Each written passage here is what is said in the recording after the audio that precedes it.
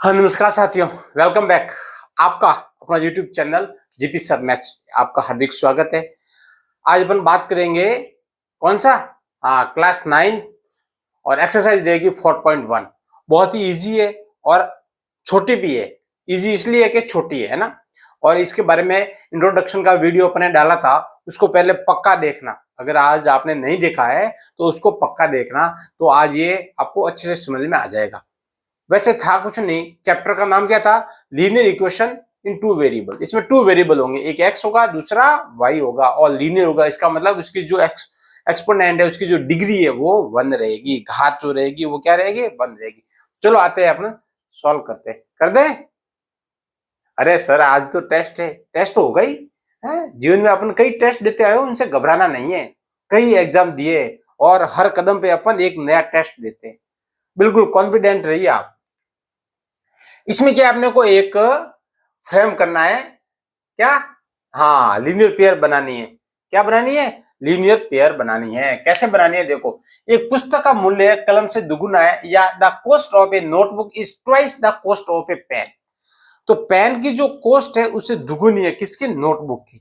तो अपने को लेट करना पड़ेगा। तो यहां लिख लेते हैं, let the cost of a notebook. ऐसे थोड़ी है, ये क्या लिखा है? ए नोटबुक इज एक्स दे रखा है। क्वेश्चन में दे रखा है कि जो नोटबुक की कॉस्ट है उसको एक्स मानना है और पेन की कॉस्ट को क्या मानना है? Y. The cost of a pen is Y. ये दे रखा है। अपने हाथ बांध लिए, नहीं तो अपन कोई सा भी मान सकते थे, लेकिन उन्होंने बोल दिया कि नोटबुक की जो कॉस्ट है वो एक्स मानो और पेन की जो कॉस्ट है उसको वाई मानो। अब एज पर क्वेश्चन, अब क्वेश्चन में जो दे रखा है, क्वेश्चन में क्या दे रखा है कि जो पेन की कॉस्ट है, देखो क्या बोला है, ये तो है अपने नोटबुक की कॉस्ट और ये है पेन की कॉस्ट। तो बोला नोटबुक की जो कॉस्ट है वो पेन की दुगुनी है। तो अगर पेन की कॉस्ट को मैं दुगुना कर दूंगा तो दोनों की कॉस्ट इक्वल हो जाएगी। जैसे नोटबुक की कॉस्ट है अपने 10 रुपीज और पेन की कॉस्ट है 5 रुपीज। अब इस 5 को मैं दुगुना कर दूंगा तो 10 हो जाएगा, तो दोनों बराबर हो जाएंगे। तो बराबर का साइन यही कहता है ये दोनों बराबर है। अब अपने को कौन से फॉर्म में लिखना है? ए एक्स, जनरल फॉर्मूला क्या है? A X plus B Y plus C equal to 0। तो इसको मैं ट्रांसपोज कर दूं तो x minus 2y equal to 0। ये अपना क्या आ गया? इक्वेशन आ गया। क्या आ गया? इक्वेशन आ गया। बस ऐसे तो निकालना था और कुछ था ही नहीं। तो सिंपल है ना, ज्यादा पैनिक होने की बिल्कुल आपको जरूरत नहीं है। ठीक है। हाँ, अब देखो ये क्या, form the linear equation in the form of A x. इस फॉर्म में ये जो लीनियर इक्वेशन है ना, इसको इस फॉर्म में अपने को लिखना है और फिर एबीसी के मान ज्ञात करने हैं। इसके मान ज्ञात करने हैं। हाँ, find the value of A B and C. इसी में से जो अपने को दे रखा ना, उसी में से अपने को फाइंड करना है। तो अब देखो, वो कैन बी रिटर्न एज, इसको अपन ऐसे लिख सकते हैं, ये 2x प्लस 3y, ये इस साइड आ गया तो माइनस 9.35। ये इसको मैं इस तरफ लेके आ गया तो प्लस का था माइनस का हो गया, इक्वल में आ गया 0। अब कंपेयर कर दो, compare with A X plus B Y plus C equal to 0। तो ए क्या आ गया अपना? ए क्या है? 2, बी क्या है? 3, और सी क्या है? -9.3। इस 5 के ऊपर ये बार लग रही है, इसका मतलब क्या है? ये 5 है जो कंटिन्यू क्या हो रहा है? रिपीट हो रहा है। कंटिन्यू क्या हो रहा है? रिपीट हो रहा है। ये प्रीमिय संख्या है। ये कैसी है? रैशनल नंबर है। अब इसको देख लो। तो देखो सिंपल है। पहला क्वेश्चन क्या था? इसको अपन ने इस फॉर्मेट में लिख दिया, ए एक्स बी वाई और सी के फॉर्मेट में, फिर कंपेयर कर दिया। क्या कर दिया? कंपेयर कर दिया। अब इसको देखो, तो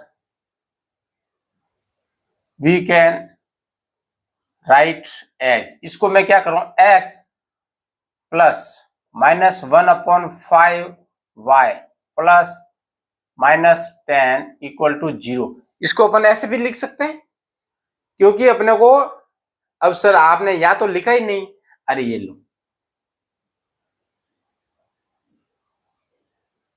अब ये हो गया ax by और c।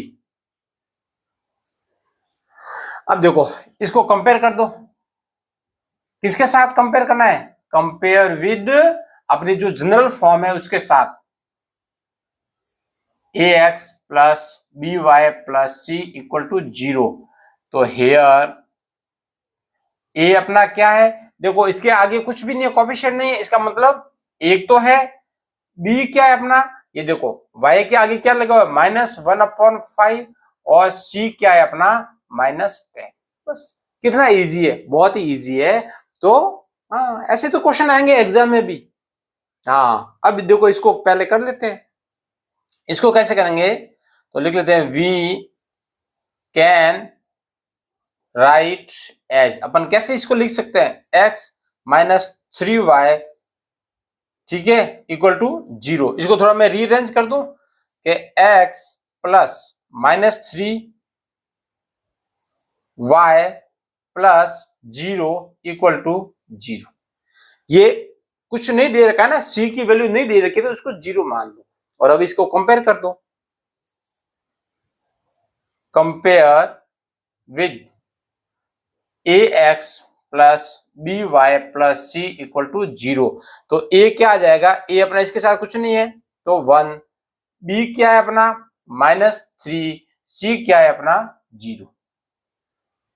तो बस बहुत ही इजी है, थोड़ा आप ध्यान से देखो, इसको देखो। तो यहां लिख लूं वी कैन राइट एज, कैसे, ये माइनस का 2x है, ये प्लस का 3y है, ये 6 को मैं इधर ले आऊं तो माइनस का 6 इक्वल टू 0।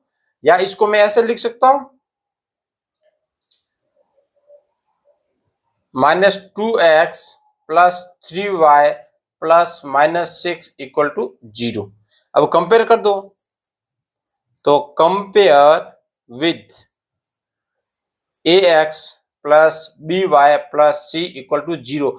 ए हमेशा किसका कोफिशिएंट है, x का, तो x के आगे क्या लिखा हुआ है -2 और b के आगे क्या लिखा हुआ है 3 और c के आगे लिखा हुआ है -6। तो इजी हो गया ना, तो बहुत ही इजी है, इसका आप स्क्रीनशॉट ले लो।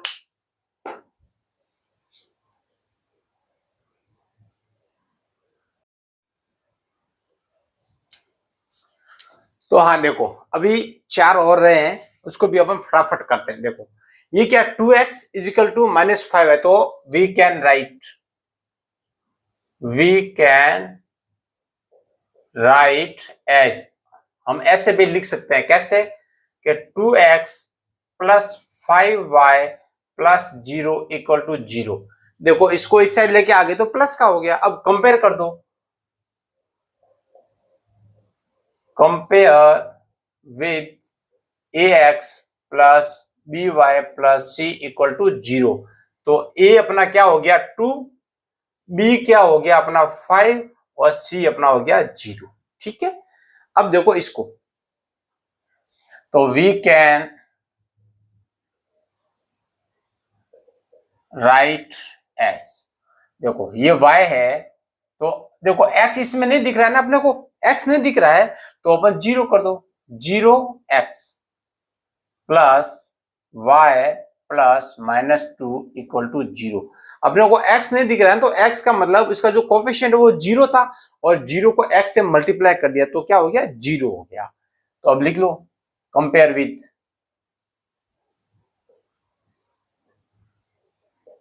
विद किसके साथ, ax plus by plus c equal to 0। तो a किसका कोफिशिएंट होता है, a हमेशा x का, तो x का 0, b किसका कोफिशिएंट होता है y का, यहाँ कुछ नहीं दिखा, इसका मतलब 1 तो है, और c इक्वल टू -2 आ गया। तो देखो बहुत ही इजी है ना, है कि नहीं है। अब इसको देखो, तो we can write as sorry, देखो 2x है, 2x और 5 को मैं उधर लेके आ जाऊं तो माइनस का 5 इक्वल टू 0। यहां अपने को y नहीं दिख रहा है, तो ये देखो 2x plus 0y plus minus 5 equal to 0। इसको अपन ऐसे भी लिख सकते हैं ना, क्योंकि अगर y नहीं, इसका मतलब इसका जो कोफिशिएंट है वो 0 था, तो उसने y को क्या कर दिया, 0 कर दिया। अब देखो, अब कंपेयर कर दो, compare with ax plus by plus c equal to 0। अभी a क्या आ गया अपना a2, b क्या आ गया 0 और c आ गया -5। अब ये देखो 6 नंबर क्वेश्चन, तो इसको देखो क्या करेंगे अपन, हाँ, तो वी कैन राइट एज, कैसे लिख सकते हैं, 3x, यहां पे भी अपने को y नहीं दिख रहा है ना, तो y क्या मान लो 0, इसका कोफिशिएंट मान लो और ये 0। अब compare with ax plus by plus c equal to 0। तो a अपना हो गया, a क्या हो गया, a होता है कोफिशिएंट x का और b होता है कोफिशिएंट y का, तो y का क्या है ये 0 और c होता है अपना कांस्टेंट, तो ये 2। देखो, तो बहुत ही हंसी हंसी में हाँ हो गया ना पूरा। ऐसे ही तो होता रहेगा, ऐसे आप मेरे साथ जुड़े रहिए। और जो 4.1 है ये तो है ही है, 4.2 तो और भी इजी है, 4.2 तो और भी इजी है, और डेफिनेटली क्वेश्चन तो एग्जाम में आएगा, क्योंकि जब ये 4-6 मार्क्स का है तो क्वेश्चन तो इन्हीं में से आना है, और कहां से आएगा। ओके, तो wish you all the best, have a nice day, thank you.